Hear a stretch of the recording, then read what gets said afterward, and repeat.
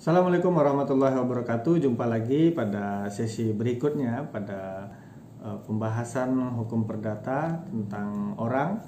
Pada sesi ini kita akan berdiskusi tentang kewenangan berhak ya.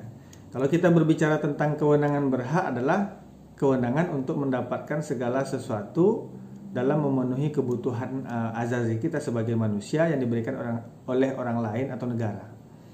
Nah, kalau kita berbicara tentang hak, ya tentu kalau definisi yang saya sampaikan pada sesi sebelumnya, segala sesuatu yang dapat memenuhi kebutuhan asasi kita, ya, yang diberikan oleh orang lain atau negara dalam konteks ini. Nah, sebenarnya ada dua hak yang paling penting untuk bisa kita pahami. Yang pertama adalah hak mutlak, yang kedua hak nisbi. Nah, kalau kita berbicara tentang hak mutlak, ya hak mutlak itu terdiri atas tiga bagian. Yang pertama adalah hak kepribadian, yaitu hak individu atas kehidupannya, ya, terhadap dirinya, kemudian badannya, kehormatannya, dan nama baiknya. Oleh karenanya kalau kita berbicara tentang hak kepribadian, segala sesuatu yang bersifat pribadi oleh orang lain boleh tahu dan boleh juga kita untuk membatasinya. Nah, jadi kalau orang berbicara misalnya sesuatu hal yang privat, kita bisa membatasi, itu hak saya, kamu cukup tahu aja, atau kamu nggak boleh tahu, atau masalah pribadi ini diceritakan ke orang lain, jangan kasih tahu ya, ini aku ngasih tahunya cuma sama kamu aja. Apa tuh namanya? Rahasia. Kamu janji ya nggak ngasih tahu. Loh, rupanya temannya nggak ngasih tahu.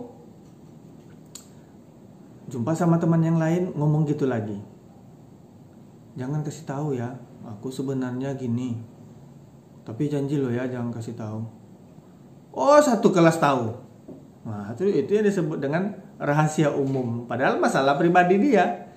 Dia sebenarnya punya hak untuk membatasi orang supaya orang itu tidak tahu masalah pribadinya. Tapi akhirnya tahu, kenapa? Karena rahasia umum. Dia rahasia tapi umum sudah mengetahui. Jadi pura-pura nggak tahu aja. Atau bahasa anak muda sekarang, cukup tahu aja gitu. Nggak usah dikomentarin, nggak usah dibully gitu. Udah cukup tahu aja. Nah, itu hak-hak kepribadian. Orang secara personal dia bisa membatasi dirinya, bahwa orang lain tidak mesti tahu masalah pribadinya. Nah, kalau orang-orang yang tertutup ini dikenal dengan istilah individualisme. Pribadi aja, sendiri, diam, ke kampus sendiri, tidak punya kawan gitu ya. Dia punya hak untuk itu, boleh. Ada larangan dalam negara? Nggak ada. Itu yang pertama. Hak mutlak seseorang untuk menentukan sikapnya, ya, tentang pribadinya, tentang nama baiknya, reputasinya. Nah, itu hak dia. Yang kedua, hak-hak keluarga. Ya, ini tentu hak-hak yang timbul karena hubungan kekeluargaan. Misalnya orang tua gitu ya, perwalian, bagaimana kekuasaan suami terhadap istri, bagaimana kekuasaan orang tua terhadap anak ya. Lalu kemudian ini dijalankan berkaitan juga dengan hak-hak kebendaan. Misalnya masalah kepemilikan itu hak hibah, dia boleh menghibahkan atau dia boleh menjual ya, dalam aspek keluarga. Lalu bagaimana hak seorang ayah kepada anak, hak seorang suami kepada istri, hak istri kepada suami, hak anak kepada ayah, dan seterusnya saling berkaitan. Nah, itu hak yang kedua adalah hak keluarga. Ayah si A bisa jadi membatasi anaknya untuk menggunakan handphone. Itu hak ayah. Makanya dengan lahirnya Undang-Undang Perlindungan Anak ini agak ngeri sedap juga. Saya dulu waktu kecil, orang tua itu mutlak. Berarti kalau sekarang nggak mutlak, Pak. Kayaknya sudah dibatasi oleh undang-undang. Dulu waktu saya kecil itu agak ekstrim, karena bandel gitu. Mandi sungai, nah, sampai di rumah kaki udah dipukul pakai batang ubi dan seterusnya.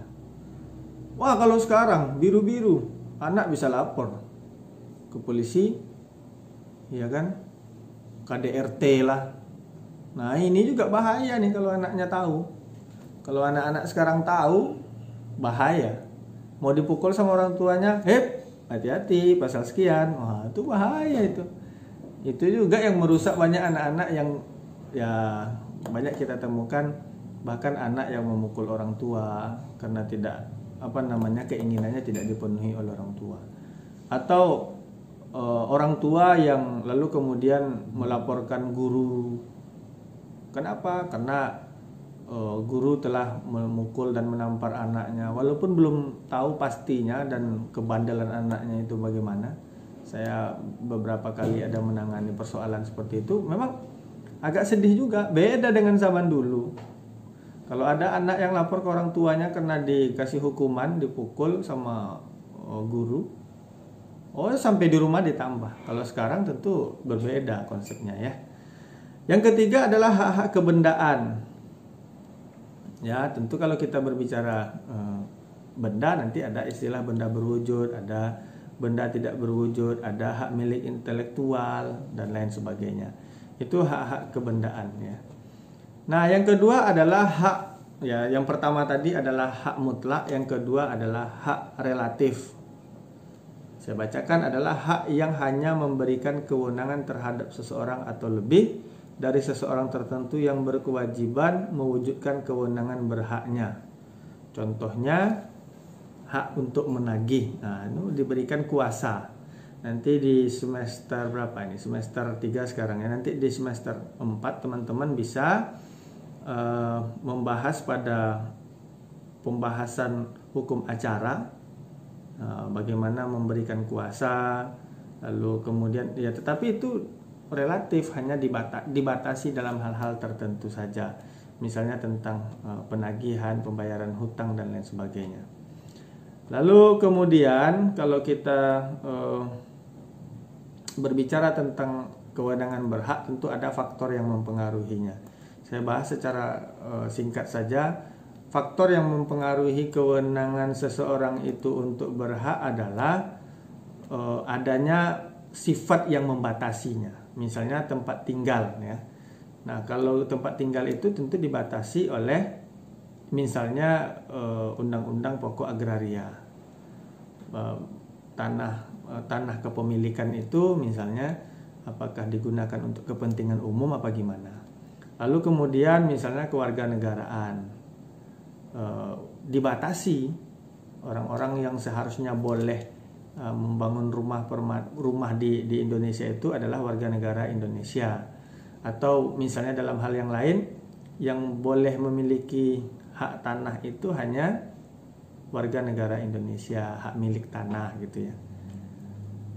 Mungkin itu yang dapat saya sampaikan pada sesi ini. Saya bahas dalam hal yang sesingkat-singkatnya supaya dapat diambil kesimpulan oleh teman-teman sekalian. Mohon maaf. Assalamualaikum warahmatullahi wabarakatuh.